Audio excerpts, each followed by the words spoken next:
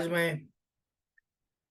100% export oriented unit, biotechnology park, electronic hardware technology park, special economic zone, इस topic पे video बनाने जा रहा हूँ।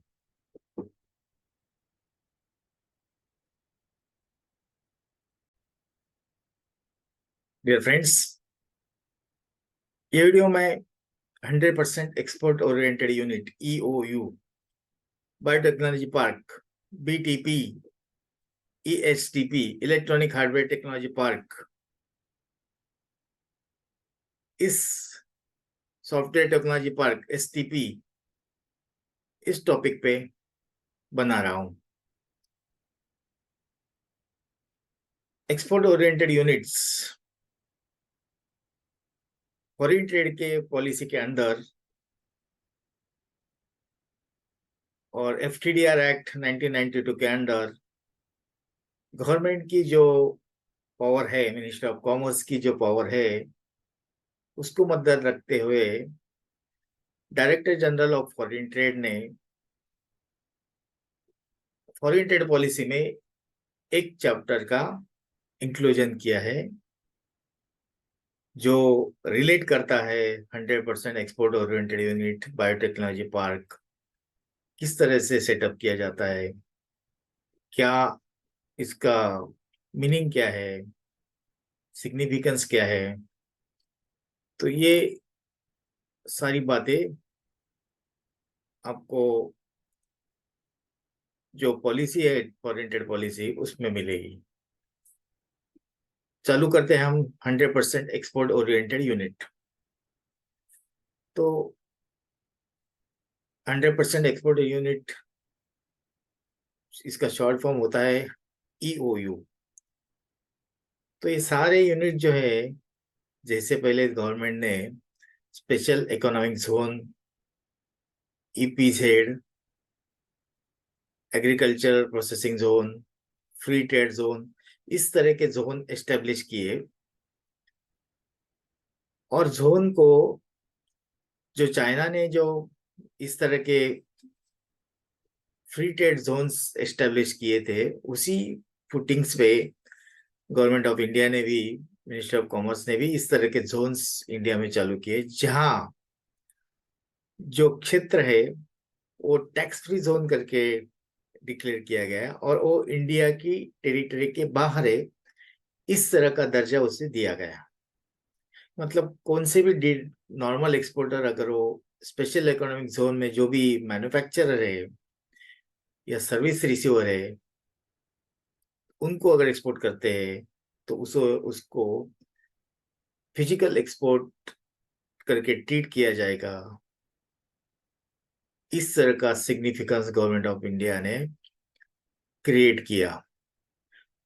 तो कोई भी एक्सपोर्टर्स अगर वहां पे एक्सपोर्ट करता है तो जैसा नॉर्मल फॉर्मेलिटी रहता है कि बाहर कंट्री को हम जब भेजते हैं तो जो भी डॉक्यूमेंट फॉर्मेलिटी रहता है, similar kind of document formality जो है कि जब हम SEZ को एक्सपोर्ट करते हैं, उसी के अंतर्गत सिमिलर फॉर्मेलिटी आपको फॉलो करनी पड़ी। सेम पुटिंग्स में गवर्नमेंट ने 100% export oriented unit, biotechnology park, इन सभी का निर्माण किया।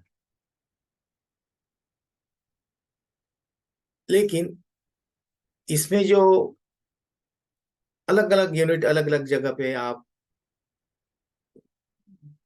एक ही लोकेशंस पे होने की जरूरत नहीं, ये उन्होंने एक प्रावधान किया ताकि वो सिर्फ यूनिट जो है एक जोन एस्टेब्लिश करने के बजाय एक यूनिट आप इस तरह का एक्सपोर्ट एस्टेब्लिश कर सकते हैं, जिसे हम सेम फुटिंग में, SEZ के फुटिंग्स में बेनिफिट्स देंगे।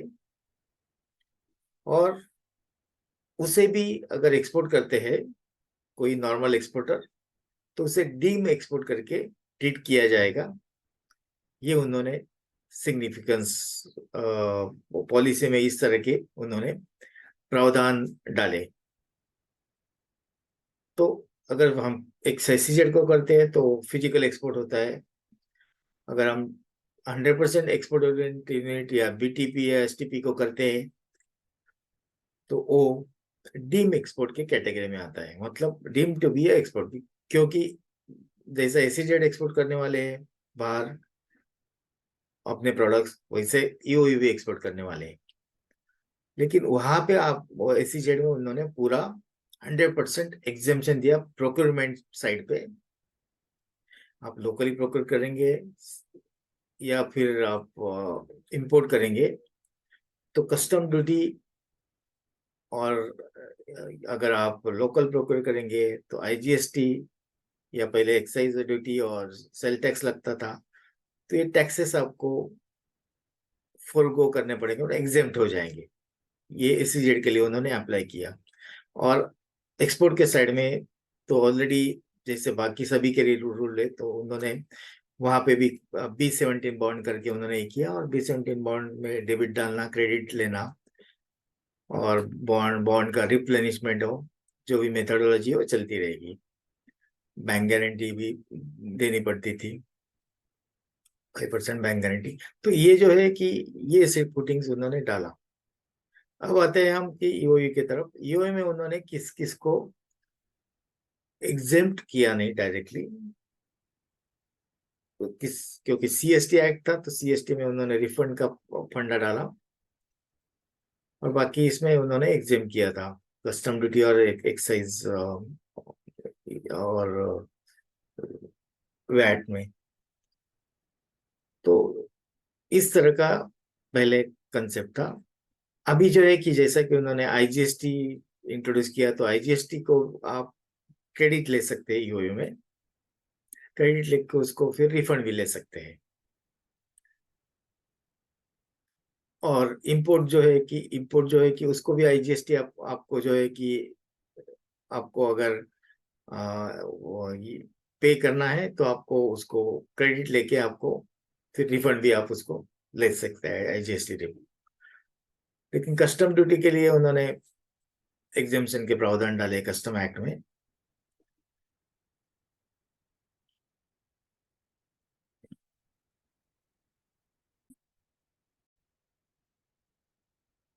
तो इसके अगर हम फीचर्स देखेंगे तो एक्सपोर्ट ओरिएंटेड यूनिट में आप सभी तरह के गुड्स एंड सर्विसेज जो है, इनपुट्स, रॉ मटेरियल्स, कंज्यूमेबल्स, ये IGST फ्री प्रोक्योर कर सकते हैं। तो IGST को एग्जेम्पशन देने के बजाय उन्होंने क्रेडिट दिया है, तो आपको ऑटोमेटिकली इसका एग्जेम्पशन हुआ, और बाद में रिफंड दिया, तो आपको उसका टैक्स का कुछ भी इम्पैक्ट आने वाला नहीं है। उसके अलावा इंपोर्ट्स के लिए आपको बेनिफिट दिया, और आपके एक्सपोर्ट में जो भी है कि जो एक्सपोर्ट होगा आपका, तो आपको एक पॉजिटिव जो एक्सपोर्ट ऑब्लिगेशन जो है फुलफिल करना है, मतलब CIF value of export minus CIF of import divided by CIF of import, ये आपको इंटू 100, ये आपको net positive balance foreign currency में होना चाहिए। तो ये फॉर्मूला है कि आपको आपका जो परफॉर्मेंस है ये पॉजिटिव चाहिए। नॉर्मली नॉर्मल एक्सपोर्टर में जो भी लाइसेंसेस लेते हैं उसमें 20% या उससे ज्यादा एक परफॉर्मेंस चाहिए, इसमें आपको पॉजिटिव परफॉर्मेंस चाहिए।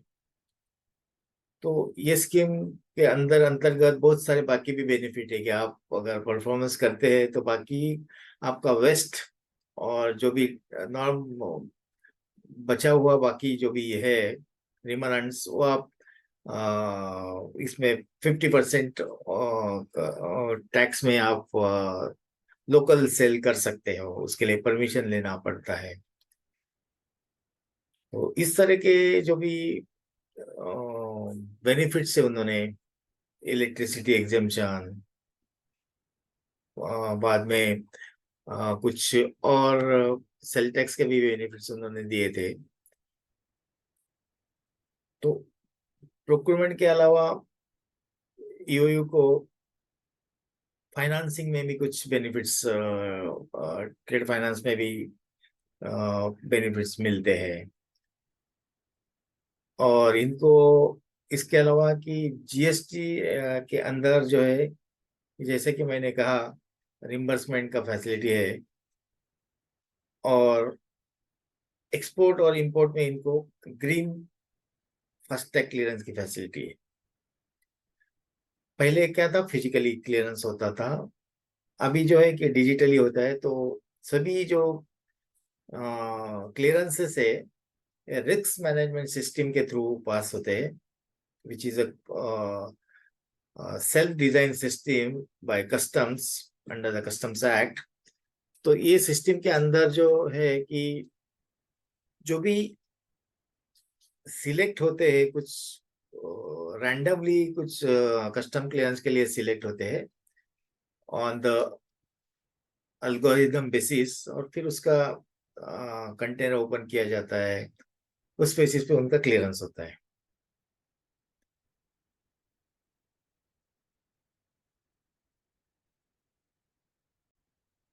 और ईओयू जब एसईजेड को सप्लाई करती है तो उसे भी फिजिकल एक्सपोर्ट ट्रीट किया जाता है। ईओयू, बीटीपी, एसटीपी, ईएसटीपी, ये इस तरह के जो यूनिट है, ये जब एसईजेड यूनिट्स वाले को सप्लाई करते तो वो भी फिजिकल एक्सपोर्ट करके ट्रीट किया जाता। अभी 100% ईओयू में सभी तरह के जो भी स्ट्रीम्स है, जैसे कि आप हैंडीक्राफ्ट है, एग्रीकल्चर है, एनिमल हस्बेंड्री, इंफॉर्मेशन टेक्नोलॉजी, इस तरह के सभी यूनिट्स को उन्होंने अलाउ किया है। लेकिन ईओ 100% ईओ में उन्होंने मिनिमम इन्वेस्टमेंट क्राइटेरिया बाकी सबको 1 CR रखा है। लेकिन अभी जो मैं आपको बताया कि brass hardware manufacturer, handmade jewellery manufacturer, animal husbandry, information technology, agriculture, handicraft, इस तरह के जो यूनिट्स अगर आपको चालू करने हैं 100% ईओयू में, तो उसके लिए मिनिमम इन्वेस्टमेंट क्राइटेरिया उन्होंने रखा नहीं। तो इसके जो है कि दो तरह के रूट्स होते हैं, एक जो है कि ऑटोमेटिक रूट, और दूसरा ऑटोमेटिक अप्रूवल रूट, और एक है कि अप्रूवल रूट। तो ऑटोमेटिक अप्रूवल रूट जो है कि ये आपको स्पेशल इकोनॉमिक जो सीजेड अथॉरिटी जो है, इन लोगों के पास अप्लाई करना पड़ता है, और फिर अलॉन्ग विथ डिटेल्ड जो डॉक्यूमेंटेशन है, इसका बहुत सारा डॉक्यूमेंटेशन है। और ये कंसल्टिंग भी हम बहुत सारे ऑर्गेनाइजेशंस को देते हैं कि how to convert normal DTA into 100% export oriented unit, या how to set up 100% export oriented unit, या बीटीपी या एचटीपी, ये whatever it may be. मतलब इनका सिमिलर काइंड ऑफ सेटअप रहता है, ऑथोरिटीज इसमें थोड़ी अलग है, क्योंकि बायोटेक्नोलॉजी पार्क में डीजीएफटी को आपको अप्रोच होना पड़ता है, ईएसटीपी में आपको सिमिलर ऑथोरिटी है, और एसटीपी में आपको एसटीपीआई ऑथोरिटी है।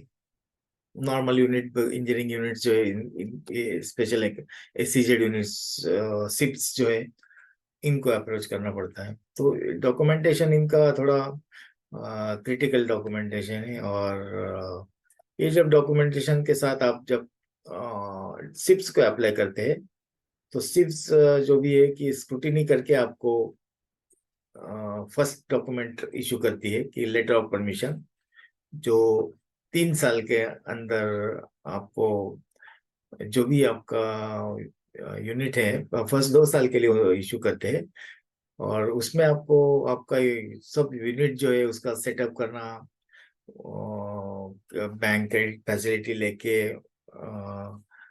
मैन्युफैक्चरिंग कमर्शियल ऑपरेशन तक की एक्टिविटी कंप्लीट करना है। फर्स्ट कमर्शियल ऑपरेशन जो है प्रोडक्शन आपको इस जो भी लिमिटेड पीरियड है इसमें अंदर करना है। Actually it's 3 years। और फिर आपको जब ये आपको एक डॉक्यूमेंट इशू करती है, उसका नाम है लेटर ऑफ परमिशन, उसके बाद आपको डिपेंडिंग अपॉन आपकी जो ड्यूटी पेबल्स आती है towards local procurement, duty payable आती है टुवर्ड्स इंपोर्ट प्रोक्योरमेंट, ड्यूटी आती है आपकी towards export of the product, towards DTSL of the product, towards stock, जो भी स्टॉक आप रखते हैं उसका एक ड्यूटी कैलकुलेशन होती है वर्किंग, और उस बेसिस पे आपको जीएसटी आईजीएसटी में अभी बॉन्ड लेना पड़ता है। पहले एक्साइज में बॉन्ड लेना पड़ता था, P17 बॉन्ड, और फिर आपको उसके अलावा इसकी बैंक गारंटी भी देनी पड़ती है। You need to give the bank guarantee of 5%। तो ये इसके अलावा आपको एक्सपोर्ट ऑब्लिगेशन भी फुलफिल करना है। अगर कुछ प्रोजेक्ट्स जो है कि जिसको इंडस्ट्रियल लाइसेंसिंग लगती है, मतलब वो IEM, इंडस्ट्रियल एंटरप्रेन्योरशिप मेमोरेंडम, जो SII दिल्ली, मतलब DIPP और SI डिपार्टमेंट दिल्ली में उनकी तरफ अप्रूवल के लिए जाना होता है, तो उसका अप्रूवल बोर्ड ऑफ अप्रूवल के थ्रू जाता है। बोर्ड ऑफ ऑथर अप्रूवल जो है, इनको अथॉरिटी दी गई है कि इस तरह के केसेस जो है वो अप्रूव करे और उस तरह लाइसेंसिंग जो है वो इशू करे। इसीलिए इस तरह के जो प्रोजेक्ट्स है, लार्ज मैन्युफैक्चरिंग प्रोजेक्ट्स, जो कैटेगरी जो है कि जो गवर्नमेंट के कैटेगरी, कुछ कैटेगरी जो है SI के अंडर आती है, जिसमें गवर्नमेंट ही मैन्युफैक्चर कर सकता है, ऐसी भी कैटेगरी है। तो ऐसे कैटेगरी के लिए अगर आपको मैन्युफैक्चर करना है तो फिर वो प्रोजेक्ट जो है जाते हैं जनरली बोर्ड ऑफ अप्रूवल की तरफ। तो डिटेल आपको, जैसा कि मैंने कहा, दोनों इधर आपको आप सभी डॉक्यूमेंटेशन में profile of the directors, name and address, experience of the director, manufacturing procedure, finance कहाँ से लेने वाले आप, मार्केटिंग टाइप सेटअप किस तरह से, प्रॉफिट एंड लॉस अकाउंट्स जो है अगर पहले से एस्टेब्लिश है तो ये लगाना पड़ेगा। बाद में करंट ड्यूटी स्ट्रक्चर क्या है प्रोडक्ट्स का, और इनपुट्स रॉ मटेरियल्स का, बाद में कौन सी लिस्ट लिस्ट देना पड़ता है आपको कि कौन से आइटम्स इंपोर्ट करने वाले, कौन से आइटम्स लोकल प्रोक्योर करने वाले, मशीनरी क्या क्या लगेगी, सॉरी, मशीनरी आपको क्या क्या लगने वाली है, और ये सारी लिस्ट आपको देनी पड़ेगी। तो after you give this, submit this application, तो आपको फिर LOP इशू हो जाता है। तो इसके बाद आपको कस्टम में भी फॉर्मेलिटी कंप्लीट करनी पड़ती है। कस्टम में भी फॉर्मेलिटी कंप्लीट करके आपको UU का EDR रजिस्ट्रेशन करना पड़ता है, जो पहले फिजिकली करना पड़ता था। सॉरी,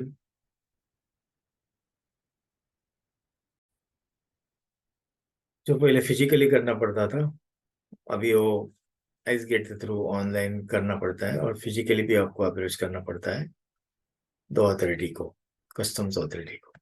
कस्टम्स बोर्ड जहाँ से आप एक्सपोर्ट या इंपोर्ट करने वाले हैं, एक जगह पे अगर आप वन टाइम अगर रजिस्ट्रेशन करा देते हैं, तो आप कहाँ से भी इंपोर्ट और एक्सपोर्ट करा सकते हैं। ये हो गई नॉर्मल केस में किस तरह से आप EOU जो है बेनिफिट्स कौन से है, किस तरह से सेटअप करते हैं, इसका रिपोर्टिंग जो है कि इसका रिपोर्टिंग सिप्स को ही करना पड़ता है आपको। सिप्स को क्वार्टरली रिटर्न्स और क्वार्टरली एनुअल रिटर्न्स आपको सबमिट करने पड़ते हैं, एनुअल परफॉर्मेंस रिटर्न। इसके अलावा आपको अगर लोकल सेल आपका एक्सपोर्ट ऑब्लिगेशन कंप्लीट हुआ और लोकल सेल्स के लिए आपको कुछ आइटम्स उन्होंने जो अलाउ किया है उसकी, तो उसके लिए भी परमिशन लेनी पड़ती है। अगर आप में और कुछ प्रोडक्ट्स आपको ऐड करना है, 100% एक्सपोर्ट ओरिएंटेड यूनिट्स या बाकी भी STP ऐसा जो है, तो इसमें आपको फिर ब्रॉड बैंडिंग बोलते हैं उसको, मतलब ब्रॉड बैंडिंग मतलब प्रोडक्ट ऐड करना। इसके लिए भी आपको सिप्स पे अप्लाई करना पड़ता है। DTSLs के लिए परमिशन के लिए अप्लाई करना पड़ता है। वेस्ट फिक्सेशन जो है, नॉर्म्स जो है, अगर आपका नॉर्म जो है कि ये भी आपको इनपुट जो अलाउ कर रहे हैं एक्सपोर्ट्स के लिए, वो भी सायन नॉर्म्स के हिसाब से होता है। अगर वो फिक्स नहीं है, आपको लगता है कि रेट बराबर नहीं है, तो आपको फिर ब्रांड रेट फिक्सेशन के लिए भी, साइन फिक्सेशन के लिए भी आप जा सकते हैं। ब्रांड रेट फिक्सेशन के लिए आप अप्लाई करना पड़ता है सिप्स में। इसके अलावा आपको कुछ भी इस तरह की ईओयू में जो जरूरी है कि ईओयू में कुछ भी चेंज आपको आपके एरिया में करना है, तो भी वो आपको सिर्फ में अप्लाई करना पड़ता है। और आपकी जुडिक्शनल जो आईजीएसटी अथॉरिटी, उनको अप्लाई करना पड़ेगा, कि इन्फॉर्म करना पड़ेगा उनको कि किस तरह से आपको एरिया फिर बढ़ाना है या रिड्यूस करना है, डिबॉन्डिंग एरिया जो है। तो ये सारी बातें जो है कि इसका जुडिक्शन आपका एक तो आईजीएसटी रहता है, और एक जुडिक्शन रहता है आपका सिम्स। तो क्योंकि बॉन्ड और जो एक परमिशन रहती है कि क्योंकि ईओयू जो है एरिया, जैसा कि मैंने बताया, स्पेशल इकोनॉमिक जोन, ये टोटल वेयर हाउसिंग जोन करके डिक्लेयर करते हैं उसको। और ईओयू को जो जो एरिया आता है ईओयू जिसके अंदर सेटअप करते हैं, उसको भी वेयर हाउसिंग जोन करके डिक्लेयर करते हैं। लेकिन उसमें सिर्फ आपका यूनिट है, तो उसको भी बॉन्ड करना पड़ता है। It is the bonding comes under section 58 and 65 of the customs act. मतलब वहाँ मैन्युफैक्चर भी करेंगे और वेयर हाउसिंग भी करेंगे और वहां से एक्सपोर्ट करेंगे। तो ये बॉन्डेड एरिया करके ट्रीट किया जाता है। जैसे बॉन्डेड एरिया आपने एयरपोर्ट से, सी पोर्ट्स एरिया है, पोर्ट टर्मिनल से, आईसीडी है, सीएफएस है, वैसे ही इसको बॉन्डेड एरिया करके ट्रीट किया जाता है। तो ये जो है कि मिनिस्ट्री ऑफ कॉमर्स जो है इसको पूरा जो बेनिफिट्स है, ये मिनिस्ट्री ऑफ कॉमर्स ने फॉरेन ट्रेड के अंडर इस तरह का डाल के रखा है। अभी इसके बेनिफिट कि आप फॉरेन करेंसी जो है जो भी आती है, फुल्ली आप उसको फॉरेन करेंसी को रख सकते हैं या कन्वर्ट भी कर सकते हैं। तो इसके अलावा वो जो भी प्रूफ ऑफ एक्सपोर्ट सबमिशन, बाकी जो भी रूल के हिसाब से जो भी आपको कंप्लायंस है, फेमा एक्ट के अंडर के कंप्लायंस ईओयू को भी करने पड़ते हैं। तो document submission for export, document submission for import, obtaining BRC, और ये सारी जो चीजें जो हमको नॉर्मल एक्सपोर्टर में एक्सपोर्ट करते हैं तब करनी पड़ती है, तो ईओयू में भी आपको वो करनी पड़ती है। तो इसको आपको एक ज्यादा वेटेज मिलता है ईओयू को। उसको सेल्फ सर्टिफिकेशन और सेल्फ क्लियरेंस फैसिलिटी भी मिलता है, सेल्फ सीलिंग फैसिलिटी भी मिलता है। तो आपको जो भी सील आप आरएफआईडी सील आप परचेस करेंगे, वो खुद आप लगा सकते हैं। एक सील शिपिंग लाइन का रहता है, एक सील आपको लगाना पड़ता है। तो ये बेसिकली आपको ईओ को बेनिफिट्स है। और बीओ को जैसे कि मैंने बताया कि positive net foreign exchange earnings आपको करना पड़ता है। ज़्यादा आपको 20% या 30% इस तरह का परफॉर्मेंस की जरूरी नहीं रहती है फॉर वैल्यूएशन की।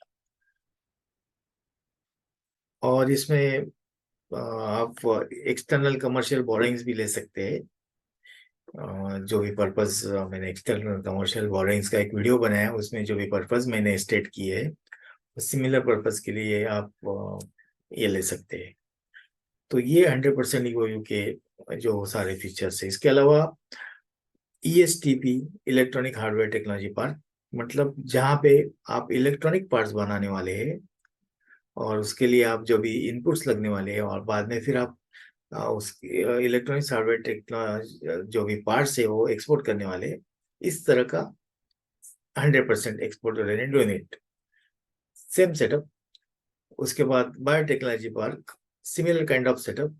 मतलब बायोटेक्नोलॉजी आप जहाँ पे भी बायो सेक्टर रिलेटेड प्रोडक्ट्स आप एक मैन्युफैक्चर करने वाले, इस तरह का unit. Benefits will be the same, like 100% export unit. Procedure for application will be the same. All but aspects will be the same except the name. Authority इसमें थोड़ी different हो जाती है, डीजीएफटी आ जाती है पिक्चर में। इसके अलावा आपको ईएसटीपी का तो आपको सीज में जाना पड़ता है, बीटीपी सिर्फ अब डीजीएफटी के पास है। और फिर आपको एसटीपी यूनिट जो है इसकी अथॉरिटी अलग है। सिमिलर काइंड ऑफ सेटअप कि आप वहाँ पे सॉफ्टवेयर प्रोड्यूस करेंगे और एक्सपोर्ट करेंगे, आपके लिए जो भी इनपुट्स लगने वाला है, कैपिटल गुड्स लगने वाले हैं, वो आपको ड्यूटी फ्री मिलेंगे। और उसको आपको पॉजिटिव अर्निंग करना है, ट्रेड फॉरेन एक्सचेंज अर्निंग करना है। इसके अलावा आपको जो भी फॉरेन एक्सचेंज आएगा वो आप विदाउट कन्वर्ट करके आप वैसे की वैसे आप इंपोर्ट के लिए पेमेंट कर सकते हो या कन्वर्ट भी कर सकते हो। आपके हेजिंग के लिए भी आपको इस यूनिट्स में अलाउड है। इस तरह के बेनिफिट्स गवर्नमेंट्स ने सारे दे के रखे हैं, ताकि ये इस तरह के यूनिट्स जो इंडिया में है, जो भी मैन्युफैक्चरर या सर्विस एक्सपोर्टर है, तो वो कॉम्पिटिटिव बन सके अदर कंट्री के कंपैरिजन में। और competitive in the sense of cost, quality and quantity. ये सारे फैक्टर्स, मतलब यहाँ अगर आप देखेंगे ईओयू और एसईजेड में, यहाँ लेबर एक्ट भी जनरली लागू नहीं होता है। बहुत सारी जगह पे लेबर एक्ट्स लागू नहीं होता है, तो वहाँ यूनियन स्ट्राइक्स वगैरह वगैरह जो भी है, इस तरह के चीजें होते नहीं है। तो इसीलिए ये सब प्रोटेक्टेड एरिया करके गवर्नमेंट ने रखा है, ताकि यहाँ पे कुछ भी डिस्ट्रप्शन नहीं होए इनके मैन्युफैक्चरिंग या एक्सपोर्ट तक की एक्टिविटी में। इसका केयर ऑफ गवर्नमेंट ने किया है। तो इस इन यूनिट्स अगर आप रियली फिजिबल हो जाते हैं और उनको मार्केटिंग टाइप है, तो 100% ये अच्छी तरह से ग्रोथ करते हैं। क्योंकि जहाँ मैं ऐसे यूनिट से जहाँ जहाँ मैंने काम किया, तो अभी जब मैं था तो 30 CR का टर्नओवर था, अभी उनका CR भी 1000 CR तक अभी हो गया है। तो इस तरह के दोस्तों यूनिट्स हम सेटअप कर सकते हैं, ईसीबी के लिए भी एलिजिबल हो जाते हैं। ये हो रहा दोस्तों की सारी बातें कि जिसमें हमने ईओयू और इसके बारे में आपको सारी बातें बताई। ये सभी सेक्टर में आप जैसे कि बायोटेक्नोलॉजी है, उसमें भी R&D के भी सेक्टर आप रिलेटेड एक्टिविटीज भी सेटअप कर सकते हैं। इलेक्ट्रॉनिक हार्डवेयर टेक्नोलॉजी R&D के मतलब रिलेटेड जो भी प्रोडक्ट है आपका, उसके लिए R&D एक्टिविटी भी आप सेटअप कर सकते हैं। सॉफ्टवेयर टेक्नोलॉजी में भी आप उस तरह के सेटअप कर सकते हैं। ये सभी एरिया बॉन्डेड रहता है, प्रोटेक्टेड रहता है। सीसीटीवी के अंदर, इसकी निगरानी के अंदर एक्टिविटी चलती है। तो ये सारे जो है कि क्योंकि गवर्नमेंट आपको ड्यूटी फ्री बेनिफिट दे रही है, तो गवर्नमेंट भी चाहती है कि इसका चोरी ना हो जाए, थेफ्ट ना हो जाए, या कुछ इलीगल एक्टिविटी इसमें ना हैपन हो जाए। इसलिए आपको इस तरह के सारे बेनिफिट्स उन्होंने दे के रखे हैं। तो आशा है दोस्तों कि हमने मैक्सिमम बातें 100% exporter oriented unit, STPI, ESTP, इस बारे में आपको बताने की कोशिश की। इसके रिलेटेड कुछ भी आपको अगर और जानकारी चाहिए या फिर आपको कुछ डाउट है, क्वेरीज है, तो आप हमें हमारे व्हाट्सएप पे आपकी क्वेरी भेज सकते हैं, हमें कॉल भी कर सकते हैं। इसके अलावा ईमेल से आप हमें कम्युनिकेट कर सकते हैं।